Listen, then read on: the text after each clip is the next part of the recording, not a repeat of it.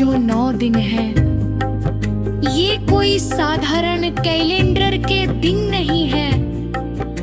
ये तुम्हारे भीतर सोई हुई उस विराट ऊर्जा कुंडलिनी शक्ति को जगाने और उसे बलपूर्वक ऊपर की ओर ले जाने का एक बहुत वैज्ञानिक और मनोवैज्ञानिक नक्शा है।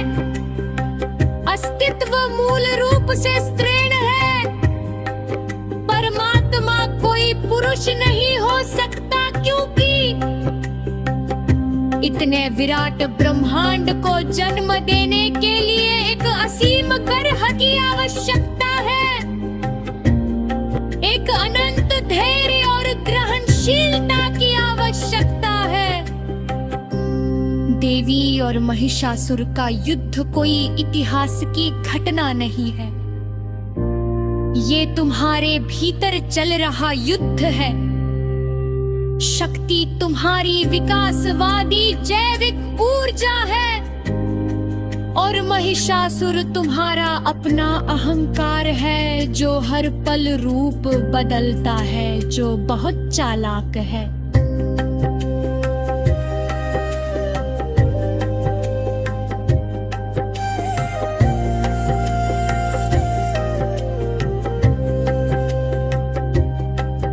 इस यात्रा में तुम्हें ज्ञान घंटियों को भेदना है, जो तुम्हें भ्रम में बांधे रखती है।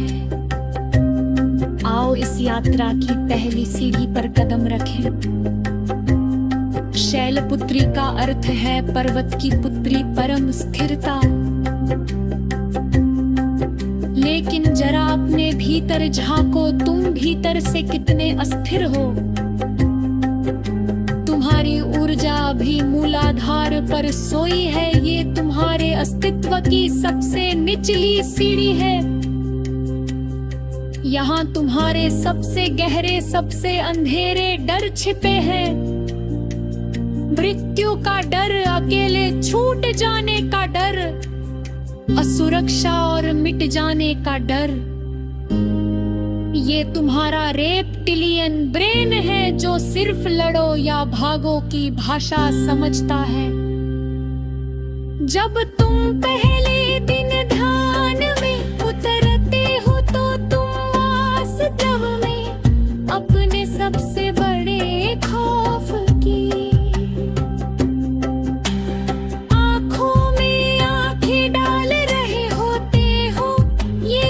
शांतिपूर्ण अनुभव नहीं है। ये तुम्हें घरोघरे मेरे हायो प्रभाव हंसल की बात समझो। मूलाधार पर जो ऊर्जा जमी है, वो पत्थर की कहो कठोर हो गई है। इसे कैसे पिघलाओगे? यहाँ ध्यान कुछ करना नहीं है, एक बहुत गहरे रहस्य दर्शी के इस सुप्त को है हमेशा याद रखना। कुंडलिनी को जगाने के लिए तुम्हें तरता नहीं बनना है। जब ऊर्जा मूलाधार पर चोट करती है, तो शरीर कांपने लगता है। उस कांपने दो से रोको मत, और सबसे बड़ी बात उसे अपनी तरफ से करो भी मत। अगर तुम उस कंपन को अपनी तरफ से करने लगोगे, तो तुम्हारा अहंकार महिषासुर पीछे के दरवाजे से वापस आ जाएगा और कहेगा, देखो मैं कुंडलिनी जगा रहा हूँ। नहीं, तुम्हें सिर्फ एक गवाह बनना है जो हो रहा है। उसे होने दो, शरीर को एक वाहन की तरह कांपने दो। जरा ब्रह्मचर्य शब्द को समझो। सदियों से तथाकथित साधु संतों ने इस शब्द को जहर पिला दिया है। उन्होंने तुम्हें सिखाया है पीतम्भचर्य का अर्थ, अपनी कामुकता से भागना, उसे दबाना, उससे लड़ना। लेकिन जो दबता है वह विकृत हो जाता है। दबी हुई ऊर्जा कभी तुम्हें मुक्त नहीं कर सकती, वह तुम्हें पागल कर देगी। यहाँ देवी का रूप ब्रह्मचारिणी है। इसका अर्थ अपनी ऊर्जा को मारना नहीं है, इसका अर्थ है उस कच्ची पार्श्विक ऊर्जा को एक नई दिशा देना, इसे ऊपर की ओर होरना।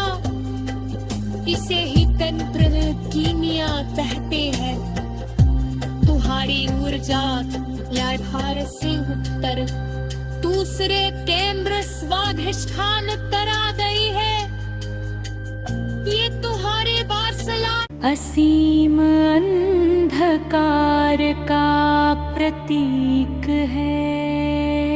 रहस्य ये है कि विनाश सृजन का ही दूसरा पहलू है। तुम्हारे अहंकार का सिर कटना ही हो।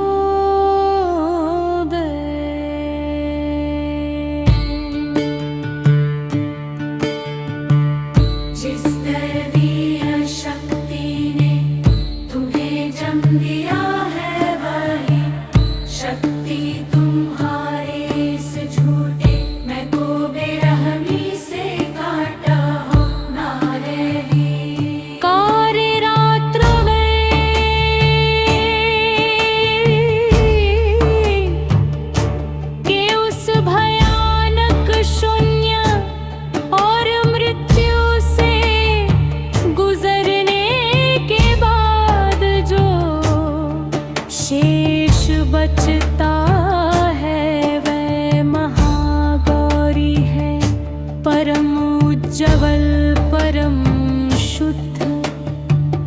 जब अहंकार पूरी तरह कट जाता है, जब शून्य तुम्हें पूरी तरह से निगल लेता है, तो तुम अचानक एक नई ताजगी के साथ बाहर आते हो। ये यात्रा का शिखर है सहस्त्रा चक्र, हजार पंखुड़ियों वाला कमल।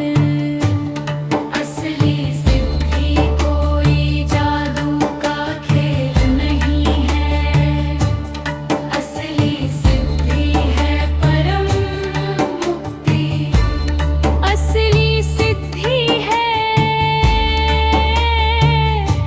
कोई न है हो जाना।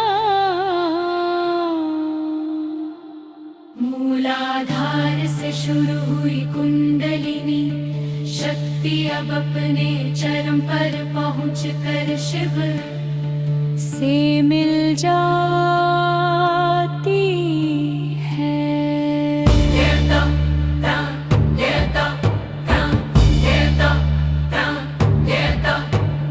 ज्ञाता ज्ञान और ज्ञा ये तीनों एक हो गए हैं, ये समाधि है। अब एक आखिरी और सबसे महत्वपूर्ण बात